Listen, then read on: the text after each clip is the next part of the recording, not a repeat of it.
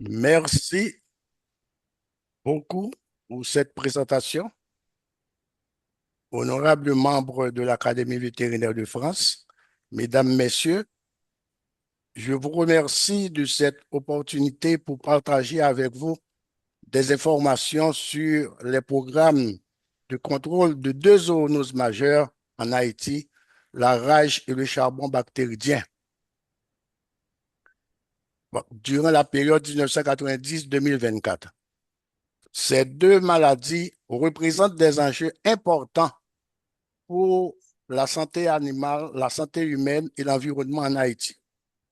Et elles illustrent également les défis auxquels sont confrontés des pays comme Haïti à ressources modérées dans la mise en œuvre de programmes durables de contrôle des zoonoses. Si dans beaucoup de pays, ces deux maladies-là font déjà partie de l'histoire du passé, mais en Haïti, elles existent bel et bien. Je me propose donc d'examiner avec vous l'évolution des interventions qui sont menées en Haïti, de faire état des résultats obtenus et des contraintes structurelles et contextuelles qui ont jalonné la mise en œuvre de ces deux programmes.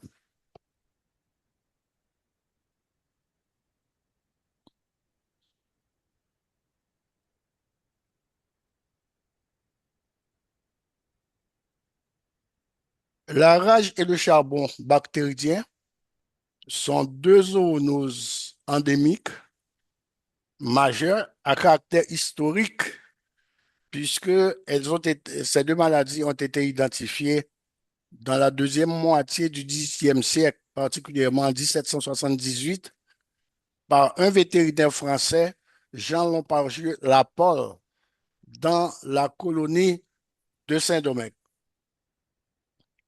Et ces maladies continuent de causer pas mal de problèmes. Durant ces dernières décennies, eh bien, l'évolution de ces deux programmes se fait dans un contexte de fragilité institutionnelle et il y a un climat d'insécurité. Vous n'êtes pas sans savoir que euh, des- des- des- depuis 2 décennies, Haïti est confronté à à la menace des gangs armés, ce qui fragilise le développement des activités sur le terrain. Les objectifs fondamentaux de ces deux programmes, eh bien, consistent à analyser l'évolution des programmes de lutte et particulièrement les tendances épidémiologiques, comparer les résultats des stratégies de contrôle, identifier les défis et surtout les perspectives pour la santé publique. Dans un pays comme Haïti où l'élevage constitue une source importante de revenus pour les familles rurales, donc ces deux maladies euh, affectent la santé humaine, la santé animale et l'environnement. Et c'est juste pour comprendre l'intégration dans l'approche One Health. Les 4 grands moments de la période 1990-2024, on a un premier moment 1990-2000, on a procédé à l'élaboration des premiers plans de lutte contre la rage et le charbon bactérien, mais le financement n'était pas au rendez-vous. En 2001-2010, on a bénéficié d'un financement de la Banque interaméricaine de développement pour le renforcement des capacités vétérinaires et l'on a profité de ce financement pour donner un appui à la vaccination contre le charbon bactérien et également à la rage. Parallèlement, l'Organisation panaméricaine de la santé avait commencé à fournir un appui euh, particulièrement à la lutte contre la rage. En 2011-2018, c'est le troisième moment, c'est le moment le plus fructueux dans la lutte contre la rage en Haïti. Et c'est alors qu'il a été créé le programme de surveillance épidémique de la rage animale et on a obtenu des meilleurs résultats. Et il y a eu des dizaines et des dizaines de publications scientifiques qui ont été réalisées pendant cette période-là. Et à partir de 2019-2024, le pays a perdu bon nombre de ses acquis depuis la fin officielle du HAPS. Et entre 2022 et 2024, 1100 chiens ont été identifiés comme porteurs probables de la rage sur plus de 8000 cas suspects investigués. Nous avons utilisé une analyse rétrospective sur la période 1990-2024 pour essayer de retracer l'évolution des programmes et les données ont été tirées des sources principales comme le ministère de la Santé publique, ministère de l'Agriculture, des institutions internationales, l'Organisation panaméricaine de la santé, Organisation mondiale de la santé, de la FAO et surtout des centres de contrôle et de prévention des maladies. Et il y a également le Centre panaméricain de la fièvre afteuse et de la santé publique vétérinaire, la PANAFTOSA. Et l'approche qui a été utilisée, c'est une approche d'épidémiologie descriptive, aller à une épidémiologie participative, parce que les éleveurs ont été considérés comme des acteurs euh, dans la mise en place du système de surveillance épidémiologique. Et comme en France, il y avait le GDS, et puis en Haïti, nous avons mis en place le groupement santé bête, les JSB, pour essayer de transformer les, les éleveurs en agents de surveillance épidémiologique. Et tout ceci a été inscrit dans le cadre conceptuel One Health. Euh, pour vous donner une idée de l'évolution de la mortalité humaine par la rage, euh, avant l'année 2005-2010, euh, le nombre de cas de décès était estimé entre 20 et 30. Et là encore, les experts disaient qu'il y avait une sous-estimation. Une sous-estimation. À partir de l'année 2011-2012, le CDC américain est venu mettre en place le programme du système de surveillance épidémiologique animale avec le ministère de l'Agriculture et le ministère de la Santé publique. Et nous avons constaté qu'il y a eu une diminution de la mortalité parce que ce projet avait permis de renforcer la capacité de vaccination du pays et en même temps, la surveillance épidémiologique a été augmentée. Les principales interventions ont consisté dans la mise en œuvre d'une campagne d'information et de sensibilisation de la population parce qu'il s'agit de conscientiser la population pour que toute la population considère que la rage est l'affaire de tous et non pas uniquement des seuls services vétérinaires ou de la santé publique. Et il fallait quand même former les gens pour qu'ils pour qu'ils soient en mesure de prendre les premières mesures de protection. La vaccination canine de masse, dans le temps, on vaccinait les chats et les chiens et à partir de 2007-2008, l'on a compris quand même qu'il fallait mettre l'emphase beaucoup plus sur les chiens et on a lancé un vaste programme de vaccination canine de masse qui s'est sorti par des résultats positifs. Et en même temps, la santé publique procéda à l'amélioration de l'accès à la prophylaxie post-exposition humaine en rendant disponibles les vaccins recommandés par l'OMS ainsi que des immunoglobulines anticorps monoclonaux antirabiques. Et ensuite, le renforcement de la surveillance épidémiologique de la notification des cas de morsure et le renforcement de la capacité de diagnostic du laboratoire vétérinaire central. La sensibilisation communautaire pour que chaque acteur, chaque personne se sente concernée par le programme RAJ. Là, nous avons une carte d'Haïti présentant euh, les 10 départements géographiques. Le plus grand département, c'est le département de l'Ouest, là où se trouve la capitale. Eh bien, on a constaté que de 2017 à 2023, qu'il y a eu 8000 cas d'agression euh, par des chiens suspectés d'agression humaine. Ensuite, c'est le département du Centre, 4319. Ensuite, le département du Nord, 2940. Le département du Nord-Ouest, 2758. Et le département de l'Artibonite, 2215. Donc, ces 4 départements, ce sont ces départements-là qui sont considérés comme les plus touchés, les plus exposés à la rage. Les autres départements, il y a des cas, mais beaucoup plus dans le départ. Là, dans les autres départements, c'est le département du Sud qui est, qui présente le taux de risque le plus élevé.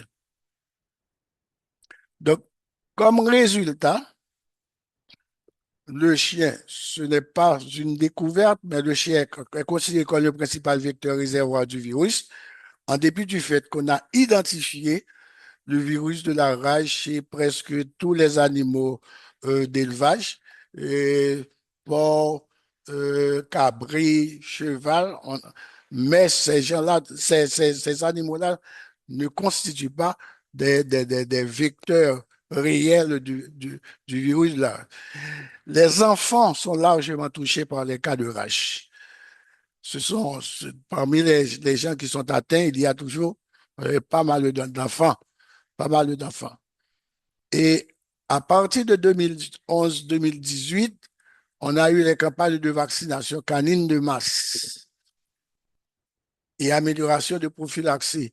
C'est alors que le CDC est venu et c'est ainsi que on a pu quand même arriver à développer un véritable système de surveillance épidémiologique et en même temps augmenter la couverture vaccinale.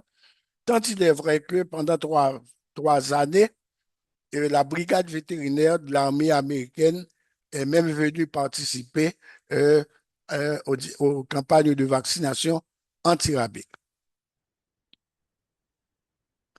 Les principales limites, c'est que la dépendance du programme RAJ est encore très élevée par rapport au financement externe. Donc, ça s'explique, ça entraîne une fragilité des actions. Une fois qu'il n'y a pas la coopération financière internationale, ce que l'État apporte comme financement n'est pas capable de maintenir les acquis, voire d'accomplir de nouvelles réussites. La couverture vaccinale est encore inégale à travers le pays parce que jamais on n'a pu atteindre une couverture vaccinale globale atteignant 70% de la population canine. Et au cours de ces dernières années, la situation s'est aggravée avec l'insécurité qui ravage le pays. Donc, on ne peut même pas se déplacer. Donc, c'est un véritable problème.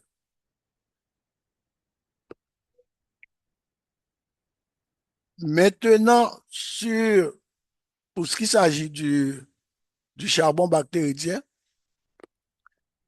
il y a eu de la persistance de la maladie, en dépit du fait qu'il y a eu des efforts qui ont été consentis pour le charbon, mais on n'a pas observé une réelle tendance durable à la baisse. C'est que le charbon, euh, on a organisé surtout des campagnes ponctuelles de vaccination. Ce sont des campagnes sporadiques et finalement, c'est une maladie qui n'a pas reçu toute l'attention dont bénéficie la rage.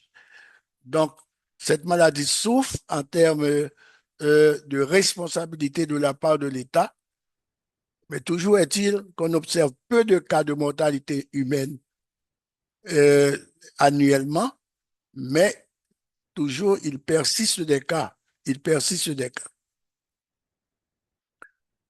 La distribution des foyers de charbon bactérien chez les animaux dans les départements, nous avons dit qu'il existe 10 départements. Eh bien, nous avons essayé d'identifier 3 niveaux de risque.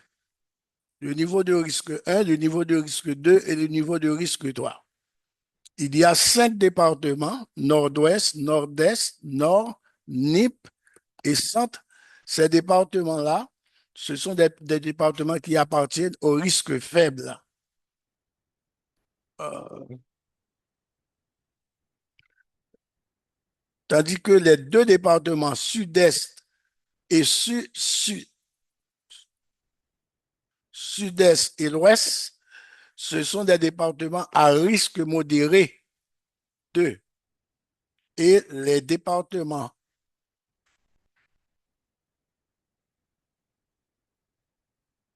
les départements à risque, ce sont les 3 départements sud, Grand'Anse et Artibonite.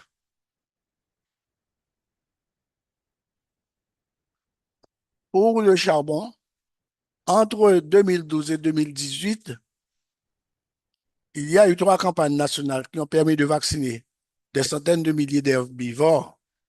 Mais quand on sait que la population bovine est estimée à environ près d'1 million de têtes, alors qu'il faut vacciner également les caprins, les ovins. Donc, la couverture vaccinale euh, n'a jamais atteint un niveau qui pourrait quand même permettre une bonne immunisation. Le contrôle, c'est un contrôle partiel et instable euh, du charbon. Et entre 2020 et 2024, il y a eu plusieurs foyers animaux qui ont été notifiés. Et en matière de charbon, l'intégration est limitée entre la santé humaine et la santé animale. Donc, au cours de ces quelques années, quand il n'y a pas de financement, donc on se contente beaucoup plus de pratiquer la vaccination périfocale. Donc, analyse comparative, c'est que la RAI, c'est un programme structuré. Il y a participation de différents acteurs, non seulement les ministères concernés, comme le ministère de l'Agriculture, le ministère de la Santé publique, le ministère de l'Environnement et même le ministère de l'Éducation nationale. Parce qu'on a constaté que les enfants jouent un rôle considérable et les enfants peuvent euh, intervenir auprès de leurs parents pour les sensibiliser. Et la surveillance est relativement robuste parce qu'il y a eu un maillage vétérinaire sur le terrain et l'approche One Health est partiellement opérationnelle parce qu'il y a une sorte de plateforme de concertation entre le ministère de l'Agriculture et le ministère de la Santé publique. Tandis que pour le charbon, ça reste beaucoup plus confiné au niveau du ministère de l'Agriculture. La perception euh, du charbon en tant que zoonose n'est pas bien faite et la surveillance est faible. Donc, le charbon est une zoonose qui est beaucoup plus négligée que la rage. La différence s'explique. La nature épidémique des agents pathogènes, la perception du risque sanitaire par les autorités et les communautés, le niveau de priorisation institutionnelle. En effet, l'État n'accorde pas un niveau de priorité élevé. C'est souvent soit la FAO ou bien l'OPS. Ce sont ces institutions internationales qui fournissent quand même un financement. Discussion. Les succès qui sont observés sont fortement dépendants du financement, de la sécurité et de la coopération internationale. Donc, il y a un effort à faire pour permettre quand même que les responsables nationaux comprennent que la lutte contre ces 2 maladies-là dépend avant tout d'eux-mêmes. La tendance observée confirme l'efficacité des campagnes de vaccination. Quand ces campagnes-là sont menées, sont couplées à un système de surveillance fonctionnel et la notification des cas de morsure et griffure et un accès minimal à la prophylaxie post-exposition. Parce que depuis quelques années, grâce à l'appui de la coopération internationale, et il y a eu disponibilité de, de vaccins et d'immunoglobulines. Les limites, c'est que les données sont incomplètes sur l'évolution des deux maladies. C'est pourquoi je n'ai pas jugé bon de présenter des taux de prévalence, d'incidence, parce que de plus souvent, les données sont tellement fragmentaires qu'on ne peut pas calculer valablement euh, euh, sur un temps long ces données-là. La sous-déclaration des cas de charbon, en particulier chez l'animal. Ce qui arrive, c'est que le plus souvent, le charbon chez l'animal est détecté à partir des cas humains, ce qui n'est pas normal, c'est-à-dire que les services vétérinaires auraient dû être beaucoup plus actifs, auraient dû être en amont, mais les difficultés de communication, les problèmes logistiques créent pas mal de difficultés. Et les capacités diagnostiques euh, ont été très bien développées pour la rage avec l'appui du CDC américain. On avait réalisé des tests comme l'immunofluorescence directe, euh, euh, toutes les tests recommandés, ces tests-là ont été réalisés par le laboratoire vétérinaire. Mais au cours des 5 dernières années, les gangs armés ont détruit le laboratoire vétérinaire.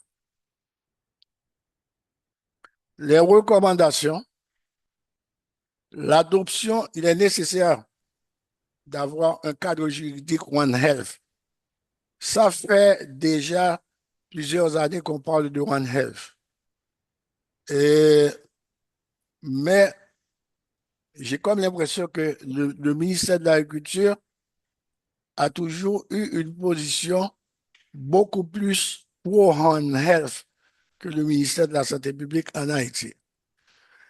Donc, à un moment donné, l'Organisation panaméricaine de la santé avait joué un rôle très actif en facilitant, en remplissant un rôle de facilitateur pour permettre des rencontres entre les cadres techniques du ministère de l'Agriculture et les cadres techniques de la santé publique.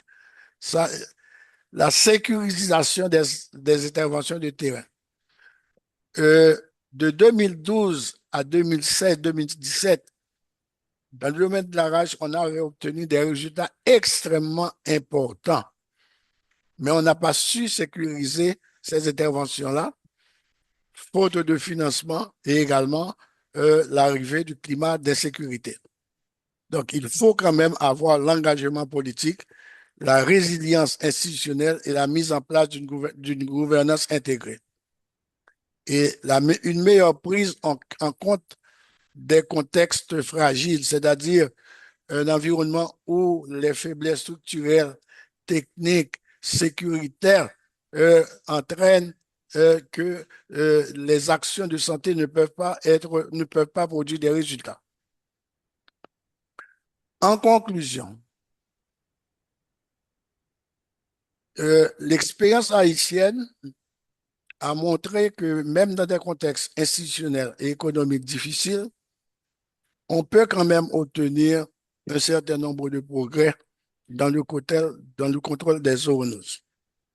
Mais cela nécessite quand même que les actions conduites soient maintenues pendant un certain temps et elles doivent être soutenues dans la durée et bien ciblées. Et nous, nous recommandons que l'approche pour le charbon bactérien soit beaucoup plus structurée.